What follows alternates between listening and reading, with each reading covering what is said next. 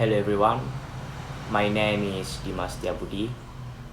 I will review a journal titled Analysis of Macroeconomic Variable on the Existence of Inflation in Indonesia using the Vector Error Correction Model approach. This paper was published in 2024 and examines how macroeconomic variable influence inflation in Indonesia using a VECM econometric approach.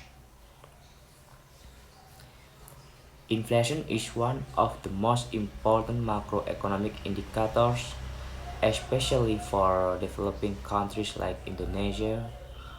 When inflation rises, people purchasing power declines, production costs increase, and overall economic stability can be disrupted.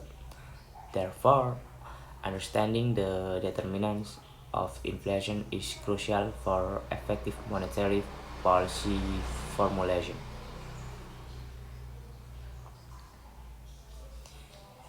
Next, methodology. The study employs the Vector Error Correction Model or VECM. Before estimating the model, the author conducted a unit root test using the augmented Dickey-Fuller or ADF test. The results show that all variables are non-stationary at level but become stationary at first difference, making VECM appropriate. Furthermore, the Johannes co-integration test confirmed a long-run relationship among the variables. Okay, next, main findings. The key main the key findings of the study are quite interesting. In the short run, the interest rate has a positive and significant effect on inflation. This means that an increase in interest rate is associated with higher inflation in the short term. However, in the long run, the effect of interest rate on inflation become negative but statistically insignificant.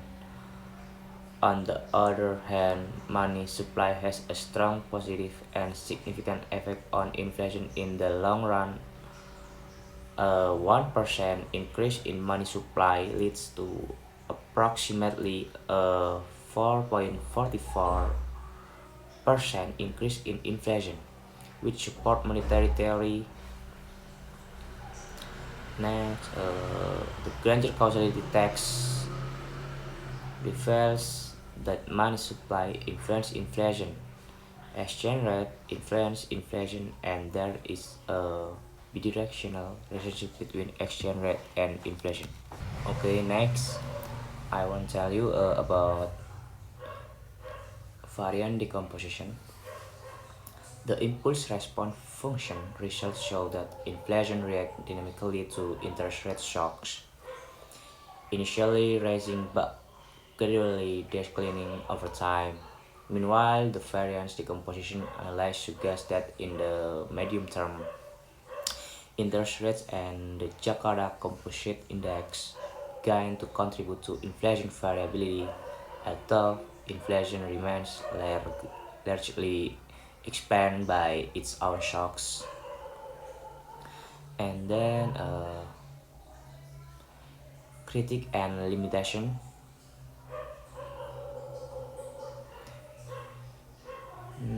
Despite its strong methodology, this study has some limitations. First, the set of variables is relatively limited, as it does not include external factors such as global oil price or fiscal policy variables.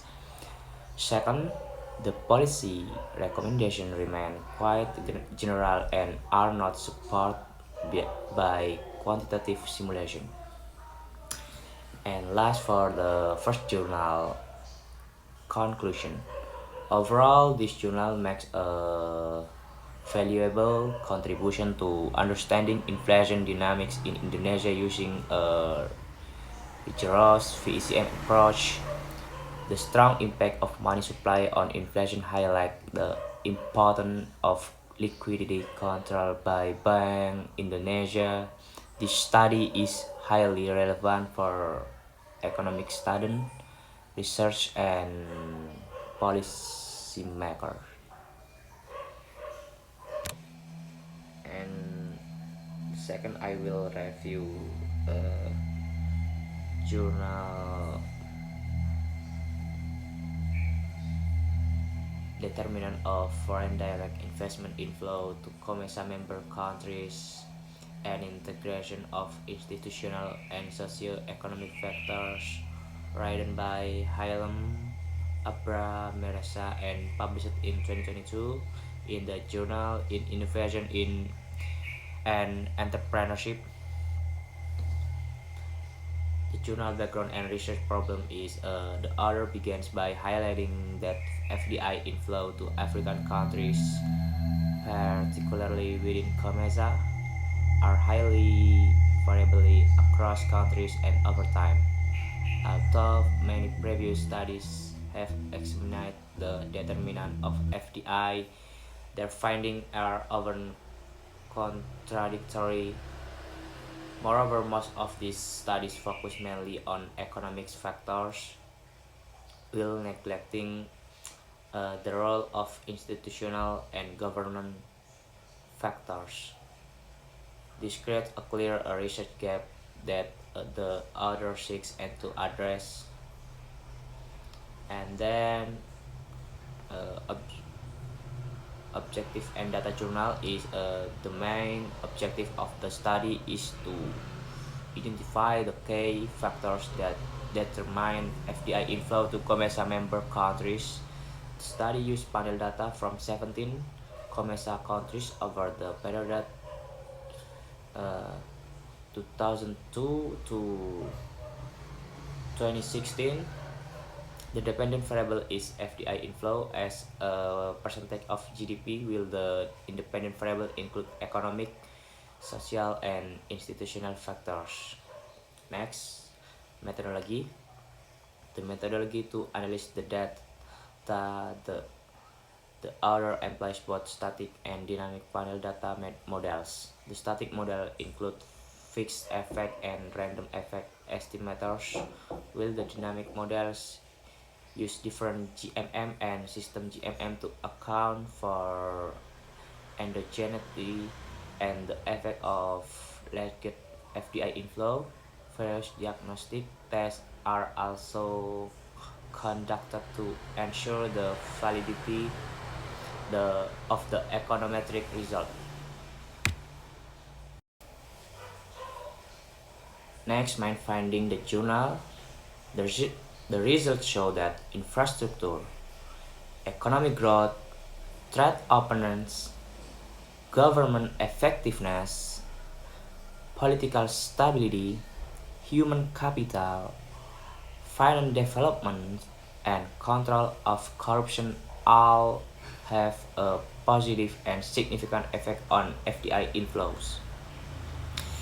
Interestingly, inflation, external debt, and regulatory quality are found to be statistically insignificant.